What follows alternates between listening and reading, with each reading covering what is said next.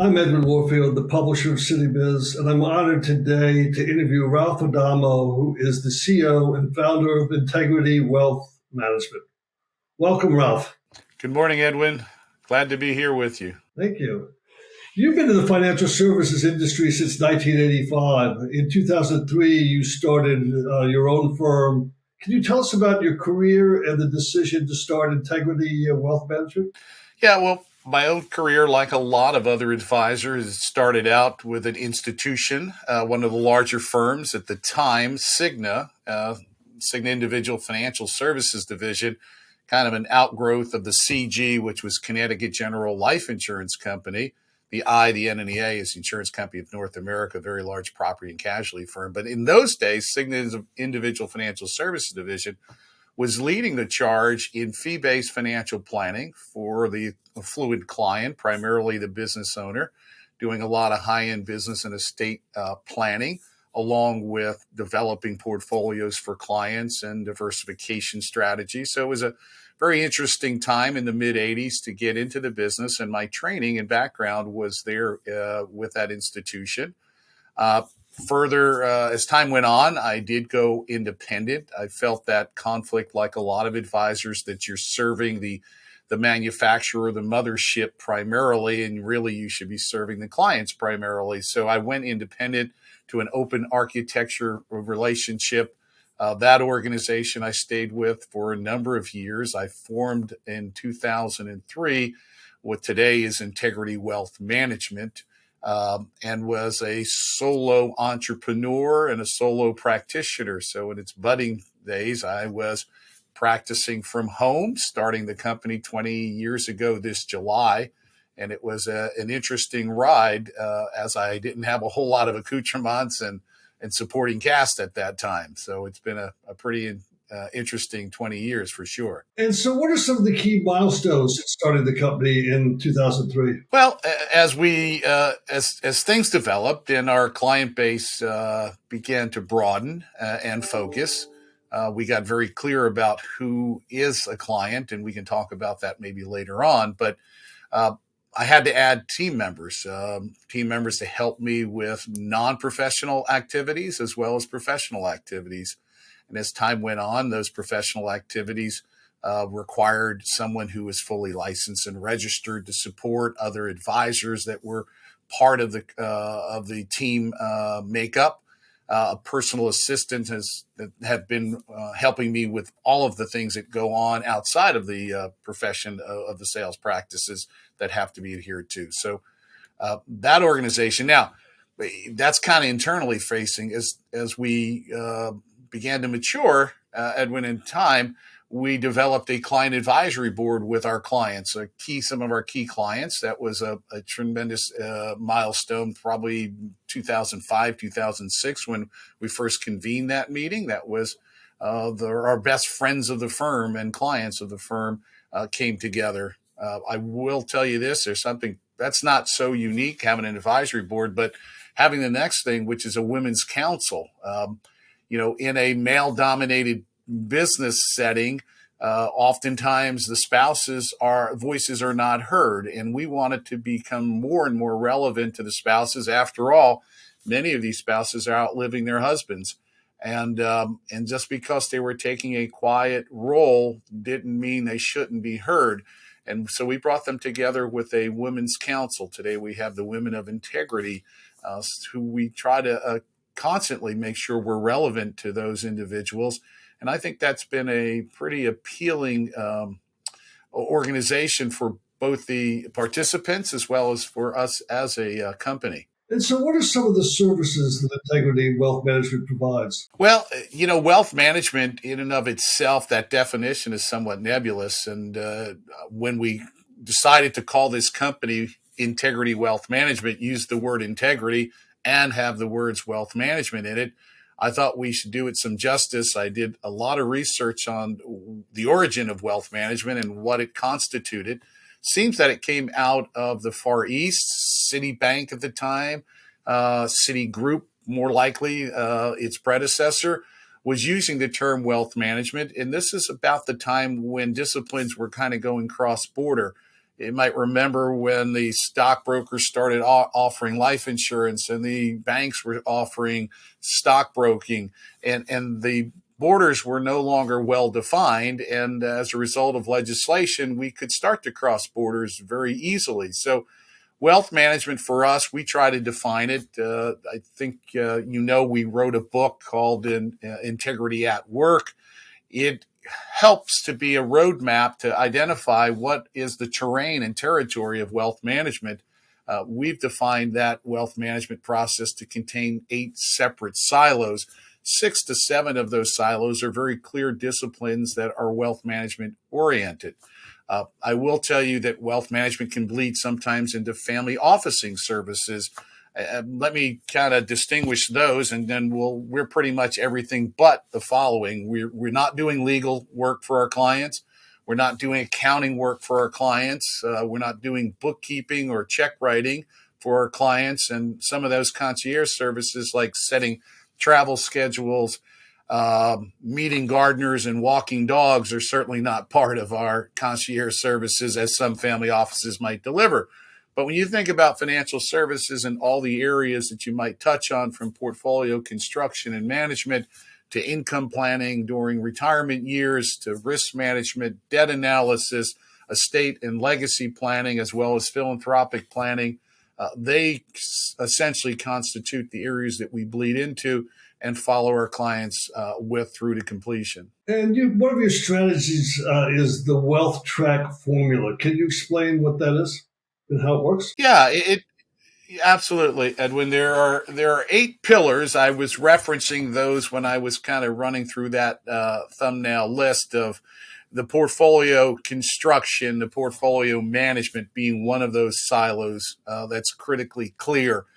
When you've built that portfolio up in the accumulation stage, you then have the distribution or deaccumulation stage, when people move into no longer working for money, but letting their money work for them, and they can move into those retirement years.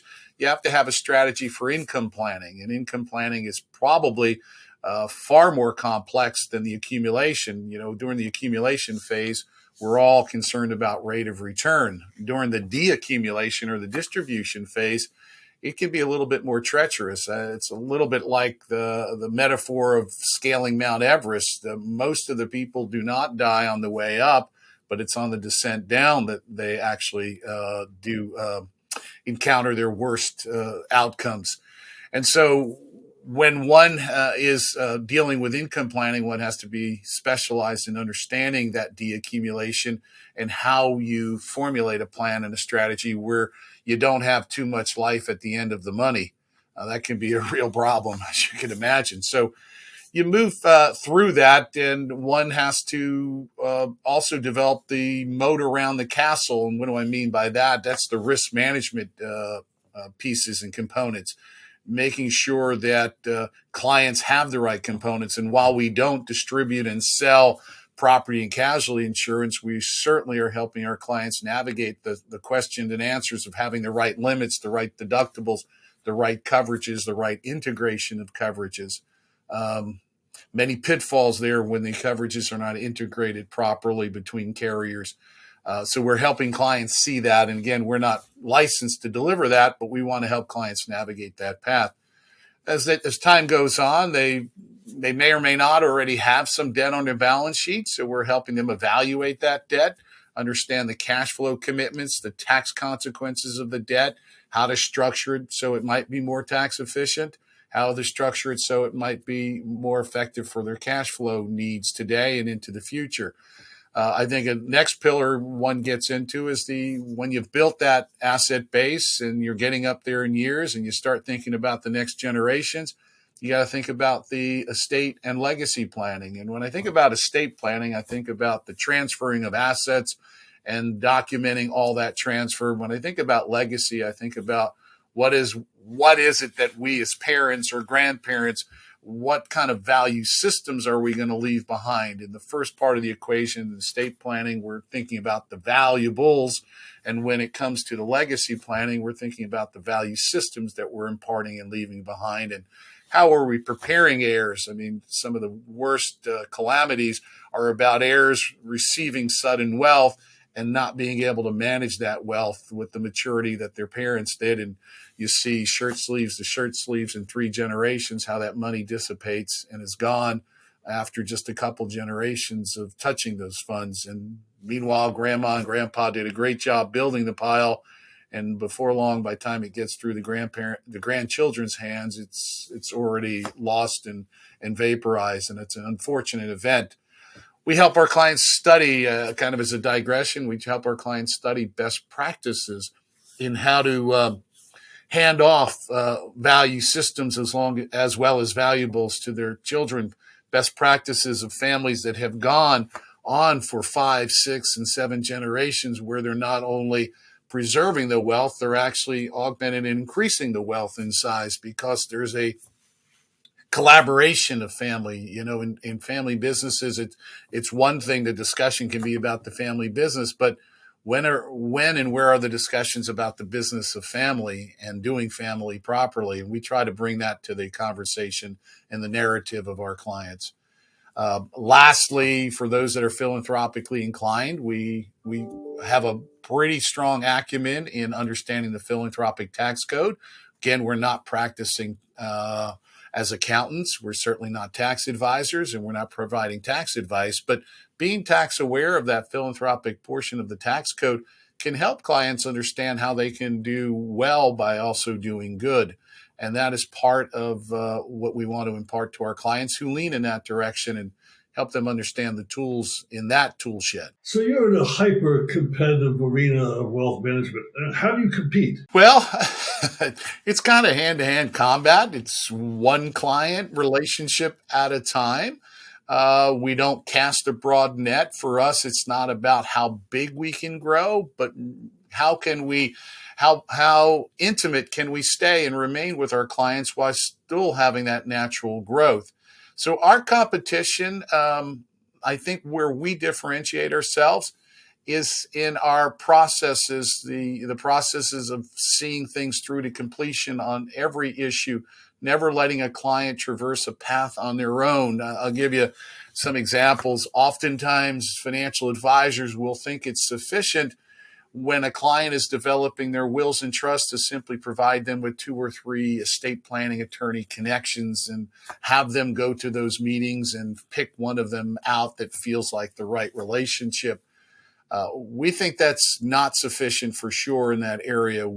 As a steward and as a shepherd of our client's situation, we have this saying that if they don't arrive safe, we don't arrive safe. We're in this together. I think we talked about previously in some of the communications about a shared journey and that process of being in this together.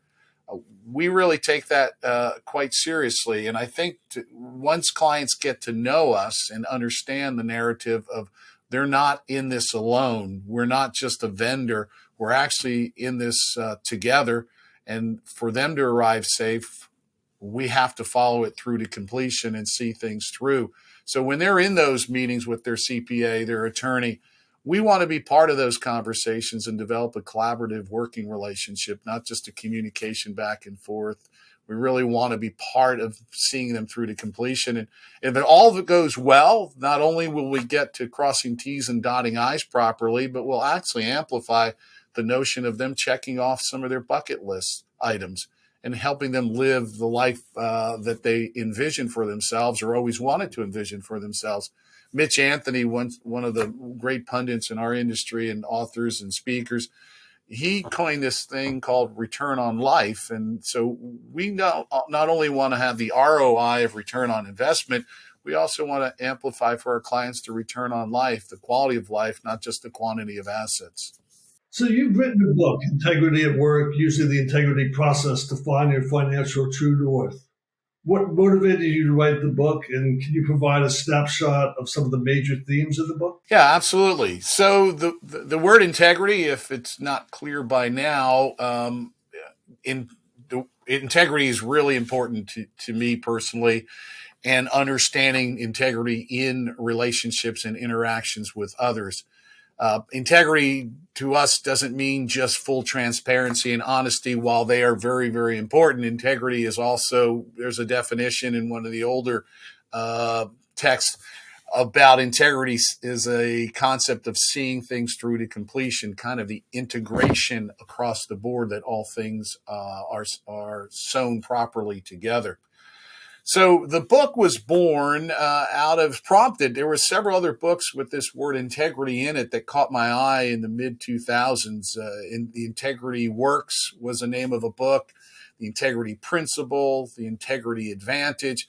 And I thought, geez, our company's integrity, we ought to be writing about it. And at the time I conceived of it, and this is 15 years ago, integrity at work. And I use the AT as the at. Well, today, if you see the book cover, we use the at sign that we use commonly in our email address. And so integrity at work is a couple things. The objectives of the book is to help clients understand that wealth management has a terrain. There is a territory. If you're going to find true north, you're going to have to know the map there. But for most, this term isn't particularly described well by our industry. I mean, for some wealth managers, in terms of their title, they're brokering stocks one day, annuity sales the next day, insurance the third day, and becomes the financial idea du jour, as opposed to there's a well-woven thread that connects all of the pieces together. And so what we wanted to do was lay out that landscape of what wealth management meant. And for us, it's the wealth track formula is the one thing clients have to remember. But under that wealth track formula, there are 8 sleeves or 8 silos. And if you look behind those 8 silos, there's probably 120 different things we might do for a client and their family over the lifetime. But clients don't have to remember the 120 things. They don't even have to remember the 8 sleeves or silos. They just have to remember there's a formula called the wealth track formula that helps them process all of this into one integrated solution. I hope that answered the question. I don't know if you have any other parts that I missed there. And so you talk a little bit about the shared journey. Can you explain what you mean by that? Yeah, I was alluding to it a little bit earlier. When we take on a client, again, it's not about how big we can get in terms of the number of clients. It's how intimate we can remain with each of our client relationships. And so taking on a client, in fact, taking on the proper and right client to make sure it's a good fit and a good value exchange for what we charge and what they receive, we want to make sure that we're in this together, that the path they're on, we're going to see it through to completion. We remind our clients that our process is a process they can't outgrow. It's actually one they grow into, and it evolves with them over time. Those 120 possible touch points we might have with them over the life of that client helps us, navigate towards true north to make sure that, again, we're course correcting along the way. Nothing that we set out to today stays exactly on the same trajectory the entire time. External forces of the economy, the tax environment, they change. Internal things change for clients, their marital status, the number of children and grandchildren change, a death in the family. All these things change internally. And so we have to constantly be on a course correction with clients. And not so much, I say this, that the financial plan is important, but the financial planning and the financial advice along the way, that dynamic process, is far more important. And a client who knows that their advisor and advisory team and advisory firm are in their corner, helping them navigate their path forward, regardless of where it takes them. Maybe it takes them into the office and conference room of a family law attorney. Maybe it takes them to the conference of the trust administrations where there's someone that's passed away. Who knows what conversations are going to ensue and what life events are going to happen. And as they happen, we're here to be with them in their corner. We use those words as a shepherd and steward to help them navigate that path. I have written in the book a little bit about the difference between a trusted advisor. We certainly want to be trusted advisors, but if we really elevate and become the preeminent first call advisor, then we know we've actually made the mark that we wanted to leave with that client. Because a first call advisor is someone that they know is there, relevant and responsible to help them see things through to completion when they're having trouble navigating the path on their own. So, can you share the growth and sustainability plans for your firm? Yeah, today, while there's not an obvious successor that I would say you can count on as the successor for this firm, there's a continuity plan that's in development with a very respected advisor, an advisory firm that can fill the shoes, God forbid something were to happen. I am 62. I'm 37 years in practice. I feel like I'm halfway through, to tell you the truth, with my vitality and energy, but tomorrow's not promised to anyone, and we wouldn't be good planners if we didn't plan internally. So today we work with a business consultant developing our next generation and what that looks like. We do have people to fill the gaps now, but in terms of the long range horizon and that process forward, we are in that development stage to make sure that not only are the stakeholders of my family and the employees taken care of, but most importantly, the stakeholders being the clients are taken care of, and they're not left wondering what to do.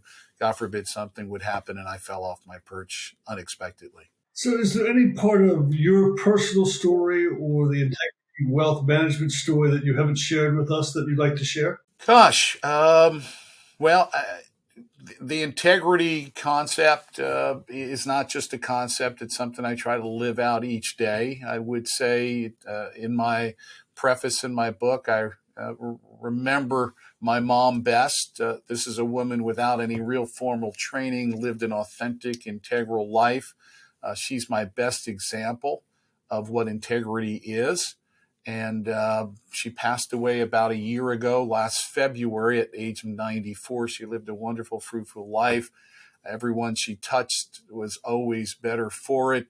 I certainly was better for it. Her family was better for it. And so weaving that thread forward with my children and hope someday grandchildren, that's what integrity is about to me. It has been about changing outcomes and impacting lives in the financial profession for sure, as well as my personal life. Well, Ralph, I want to thank you for sharing your journey with us, and I hope that your shared journeys going forward are fruitful and extensive. So thank you for your time. I enjoyed our conversation. Of course, Edwin. Thank you. Very much appreciated.